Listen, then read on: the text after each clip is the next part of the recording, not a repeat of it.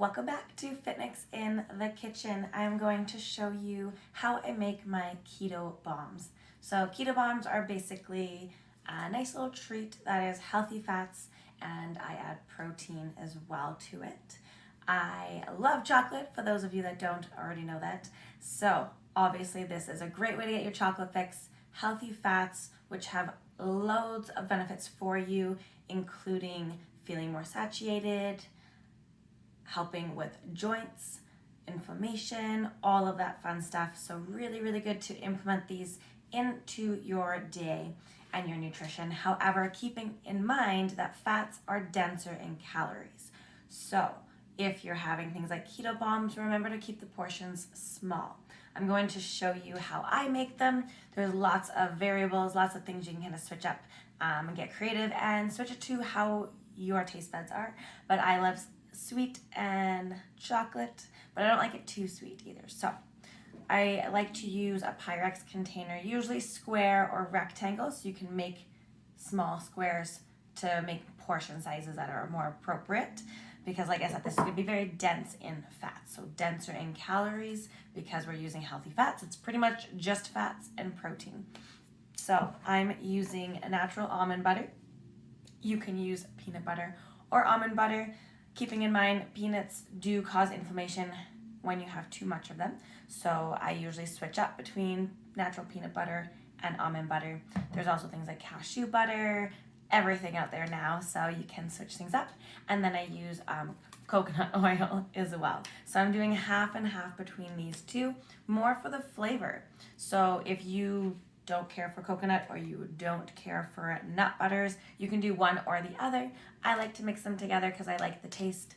And also coconut oil is really good because it does have a lot of MCT oil, so medium chain triglyceride, which means our body will use more of it for energy, so less likely to store it as fat. And then because I love chocolate, I'm using a chocolate protein, so the little hazelnut crunch here, as my protein source. If you're using something like a vanilla protein, so that's what you have, but you want chocolate, just add a couple tablespoons of unsweetened cocoa to give that chocolate effect. But also keeping in mind, a lot of proteins have sweeteners. Sometimes they're artificial, sometimes they're not. So it will add a sweetness. So you don't need to add anything like honey or sugar or stevia or anything like that to it if you're using a flavored protein of any kind. So what I'm going to do is half a cup almond butter and half a cup coconut oil. And then I'm going to heat it up a little bit so it melts a little bit more liquidy. Now fats, as they get cold, will usually solidify. So coconut oil and my almond butter, you're going to notice it's pretty solid right now. But when you put these in the fridge, it will solidify to almost like a fudge texture. It's delicious. So half a cup of coconut oil. And you don't want the liquid because it won't solidify. You want the solid stuff, the normal coconut oil, because we can heat it up to make it more liquidy so we can mix in the protein. But then we want it to solidify and turn into that like fudge kind of texture once we put it in the fridge. So it's a nice little treat. Got butterfingers today. You can do one of two things. You can put it in the microwave for a few seconds at a time, usually like 10 to 30 seconds, just a little bit at a time, and keep mixing. Or you can also put it over the stove, very, very low heat, and let it gradually kind of melt down into a liquidy kind of texture. So we need it to be more of a liquidy texture so that we can add the protein powder. Now, if you're not looking to add the protein, that's okay. I do suggest it. It's going to help you feel a little more saturated, and it's a great way to increase the protein in your day. We definitely don't get enough protein usually, so anywhere you can add a little extra is fantastic. You can also get natural protein powders if you don't want the artificial sweeteners or anything like that. Keeping in mind, if you don't, maybe add a little honey or stevia or xylitol. Those are all great sources to kind of sweeten it a little bit if you want that sweetness. So already 30 seconds and it's kind of liquidy here. I'm going to use a fork to kind of mix this up.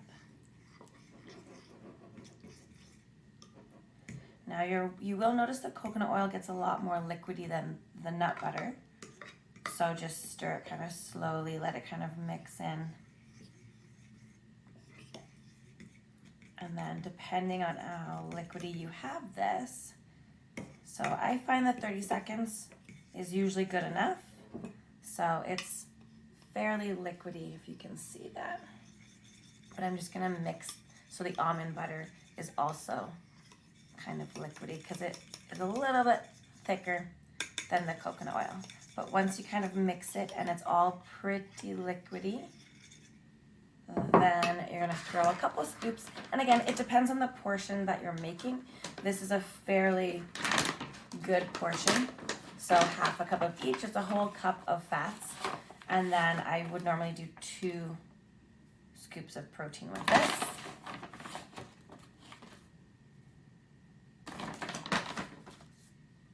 And then just kind of slowly mixing. If you mix too fast, then the powder is gonna kind of fluff over and make a mess. So you wanna gradually just kind of stir it in a little bit at a time. You can even do 1 scoop, stir it, and then put the other scoop after. That's okay too. But once it's starting to mix, then you can start to give it a better mix. You can use a whisk too, but I usually find with the nut butter, when it's a little bit thicker, it kind of gets stuck in there. So I don't like using that personally, but you absolutely can, whatever you want to use.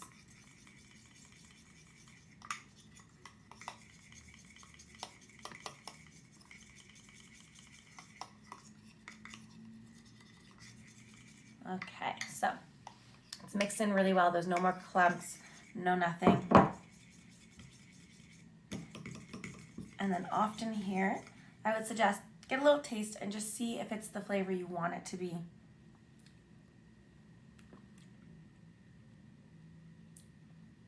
Perfect.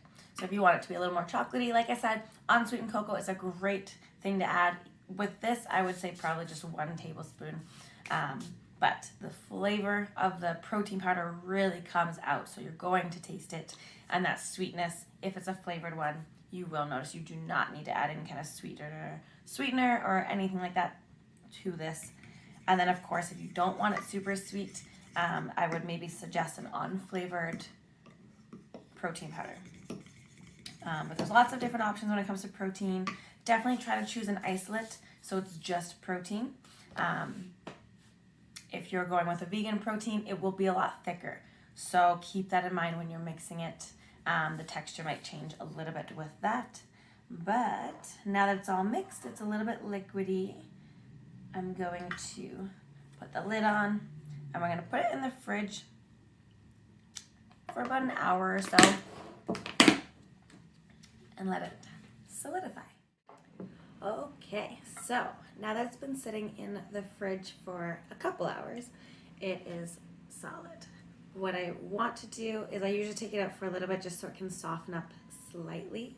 Take a sharp knife and I usually cut around the edges first, just to kind of loosen up around the edges because you want it to kind of separate from the container.